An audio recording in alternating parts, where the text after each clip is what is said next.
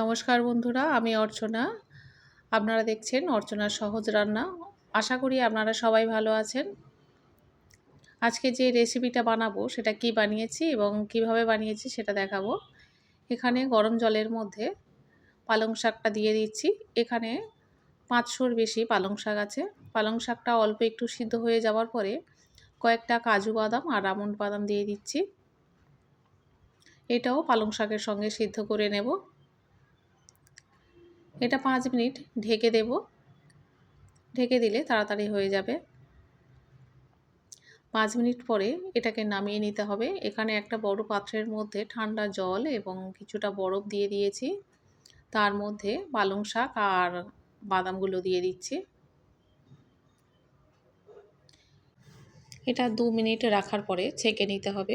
জলটা ভালো করে ঝারিয়ে নেব।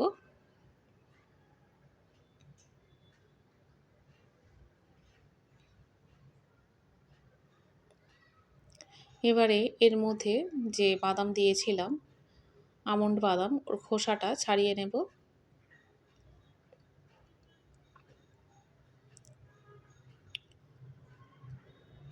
গরম জলে দেওয়ার পরে খোসাটা ছাড়ানো সহজ হয়ে গিয়েছে।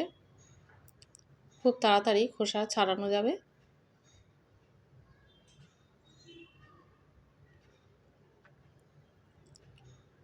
যে 4-5টা আমি বাদাম দিয়েছিলাম তার খোসাগুলো ছাড়ানো হয়ে গিয়েছে প্রায়। এবারে কড়াইতে অল্প একটু সাদা তেল দিয়েছি আর তার মধ্যে পনিরটা দিচ্ছি। পনিরটা আগে আমি ভেজে নেব, তারপরে আমি ছোট ছোট করে কেটে নেব। এখানে 400 গ্রামের মতো পনির আছে, তবে এত বেশি পনির আমি দেব না, সামান্য একটু তুলে রাখবো। পনিরটা অল্প একটু ভেজে নিতে হবে। পনির ভাজাটা প্রায় হয়ে এসেছে। এবার এটাকে তুলে রাখতে হবে।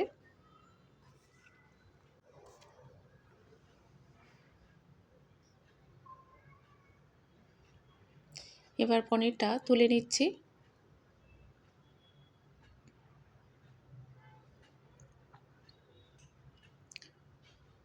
আর এদিকে বাদাম আর পালং শাকটা দিয়েছি, এটা ভালো করে পেস্ট করে নেব।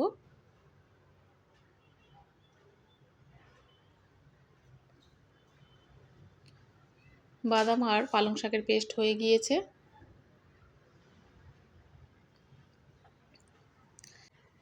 এরপর কড়াইতে শুকনো লঙ্কা আর তেজপাতা দিয়েছি আর দিয়ে দিচ্ছি 1 চামচ সাদা জিরে।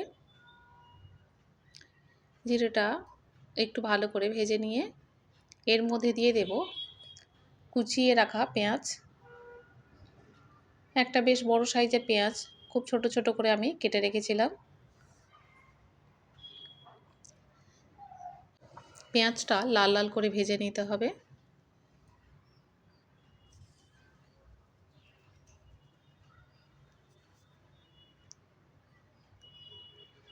পেঁয়াজটা ভাজা প্রায় হয়ে এসেছে। এবার এর মধ্যে দিয়ে দেব রসুন বাটা। 1.5 চামচের মতো রসুন বাটা দিয়ে দিয়েছি।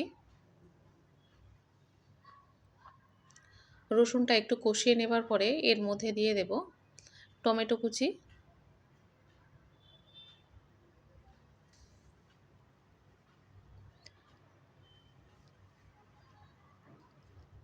টমেটো কুচি দিয়ে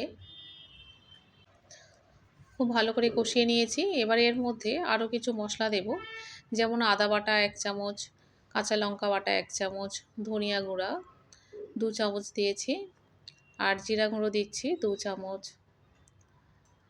স্বাদ মতো নুন, নুনটা একটু কম দিয়েছি। আর দিচ্ছি হলুদের গুঁড়ো 1 চামচ, লাল লঙ্কার গুঁড়ো 1 চামচ আর সামান্য একটু চিনি দিয়ে দিচ্ছি। সব মশলা দেয়া হয়ে গিয়েছে। এবারে ভালো করে কষিয়ে নিতে হবে। এখানে নুনটা কম দিয়েছি কারণ যেহেতু পালং শাক, সেই জন্য অল্প একটু নুন দিয়েছি। যদি প্রয়োজন হয় তাহলে পরে একটু নুন দিয়ে দেব।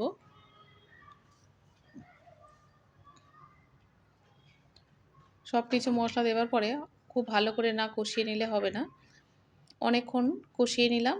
এবারে এর মধ্যে দিয়ে দিচ্ছি বাদাম আর পালং শাকের পেস্টটা।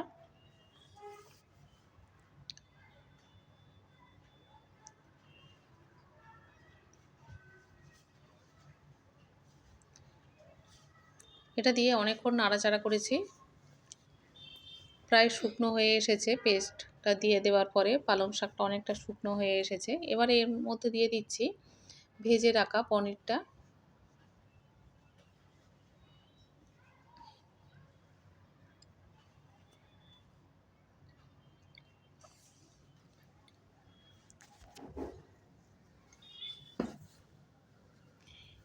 পনিরটা দেওয়ার পরে 5 থেকে 10 মিনিট, এতটাই সময় লাগবে না, অল্প একটু নাড়াচাড়া করেই নামিয়ে নেব।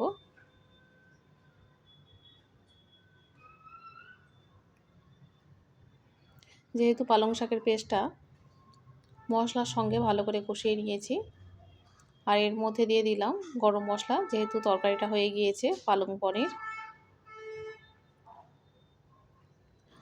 আজকের এই পালং পনির রেসিপিটা আপনাদের কাছে কেমন লেগেছে অবশ্যই করে আপনারা কমেন্টে জানাবেন।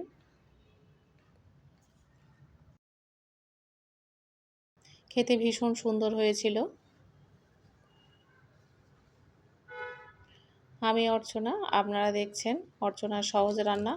অবশ্যই করে লাইক, শেয়ার এবং সাবস্ক্রাইব করবেন। দেখা হবে আবার পরের ভিডিওতে।